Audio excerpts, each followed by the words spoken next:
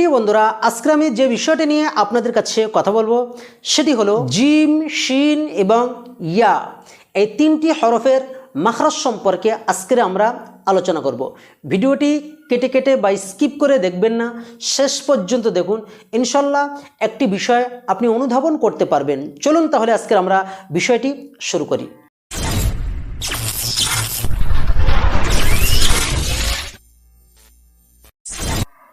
প্রিয় বন্ধুরা, আজকের যে বিষয়টি নিয়ে কথা বলবো সেটি হলো জিম, শিন এবং ইয়া এই তিনটি হরফের মাখরাজ সম্পর্কে আমরা আলোচনা করব। তো এই তিনটি হরফ উচ্চারণ করবার সময় আমাদের মনে রাখতে হবে যে এর মাখরাজটা কি।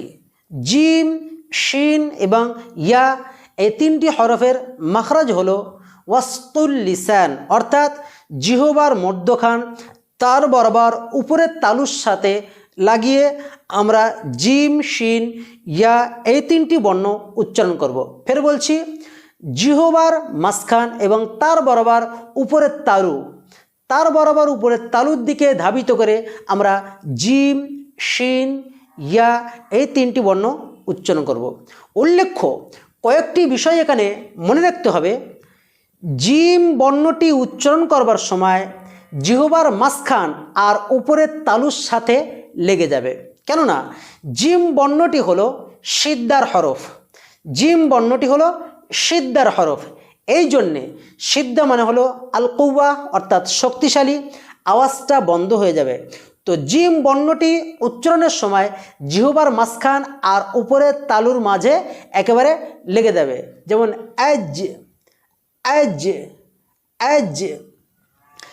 আর শিন বর্ণটি উচ্চারণের সময় আমাদের মনে রাখতে হবে শিন হলো তাফাসসির হরফ, আবার শিন হলো সিদ্ধার বিপরীত সিফাত অর্থাৎ রাখওয়ার হরফ।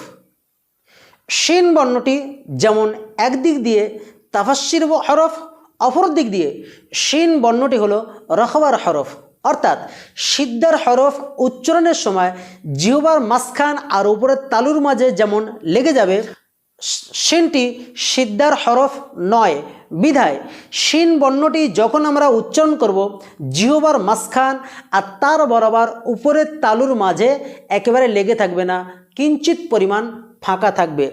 আশ আশ আশ, আবার বাতাসটি ছড়িয়ে পড়বে, এর ভিতরে তাফাসসির হরফ পাওয়া যাচ্ছে। 3 নম্বর যে বিষয়টি মনে রাখতে হবে সেটি হলো ইয়া। ইয়া বর্ণটি সিদ্ধার হরফ নয়, অর্থাৎ জিহ্বার মাঝখান এবং তার বরাবর উপরের তালুর সাথে লাগিয়ে আমরা উচ্চারণ করব না। আমাদের এখানে যে বিষয়টি, সূক্ষ্ম বিষয়টি ফলো রাখতে হবে সেটি হলো ইয়া বর্ণটি উচ্চারণের সময় জিহ্বার মাঝখান আর তার বরাবর উপরের তালুর মাঝে হালকা বা সীমিত পরিমাণ ফাঁকা রাখতে হবে, যেমন ইয়া বা I I I I.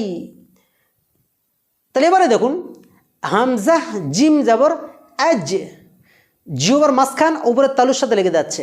Hamza gym জবর আজ, হামজা জিম জের ইজ, হামজা জিম পেশ ওজে ওজে, আজ ইজে ওজে, আজ ইজে ওজে, আজ ইজে ওজে। 2 নম্বর দেখুন, শিনটা জিহ্বার মাঝখান উপরের তালুর দিকে ধাবিত হবে, কিন্তু তালুতে স্পর্শ করবে না, হালকা পরিমাণ ফাঁকা থাকবে। হামজা শিন জবর আশ আশ, বাতাসটা ছড়িয়ে দেব জিহ্বার মাঝখানে এবং তালুর মাঝখানে আমরা কী করব, বাতাসটা ছড়িয়ে দেব।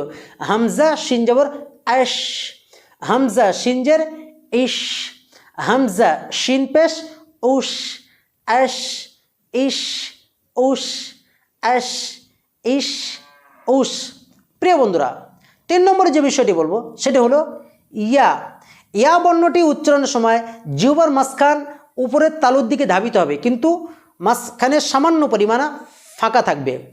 হামজা ইয়া জবর আই আই, হামজা ইয়াজের ই ই, হামজা ইয়া পেশ ওই ওই, আই ই ওই। প্রিয় বন্ধুরা, যদি আমরা জিম, শিন এবং ইয়া এই 3টি হরফ যদি আমরা ছন্দের আকারে মশ করি তাহলে কেমন হবে? জি জু বেজে জু জানি জজ না মিনাল মুজনি মাজি জানি জি জু বেজে জু জানি জজ না মিনাল মুজনি মাজি জানি জি জু বেজে জু জানি জজ না মিনাল মুজনি মাজি জানি জি জু বেজে জু জানি জজ না মিনাল মুজনি মাজি জানি আমরা যদি অনুরূপভাবে শিনটাও আমরা যদি ছন্দের আকারে মশ করি তাহলে কেমন হবে?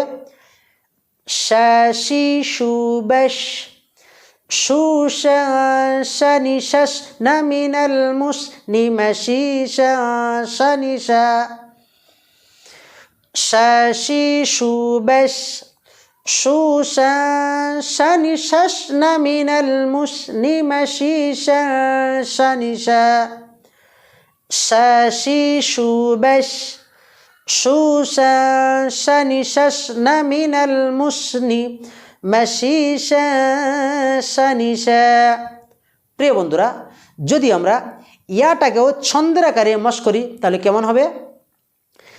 ইয়া ইউ বাই ইউ ইয়ানি ইয়াইনা মিনাল মুইনি মাইয়ানি ইউ ইয়ানি ইয়াইনা মিনাল মুইনি মাইয়ানি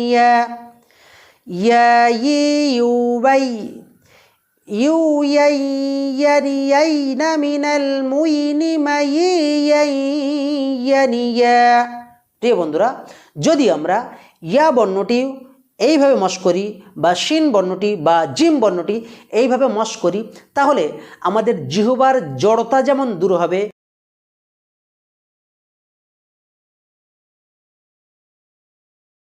এবং হরফগুলি উচ্চারণ করা আমাদের জন্য একেবারে ইজি হয়ে যাবে।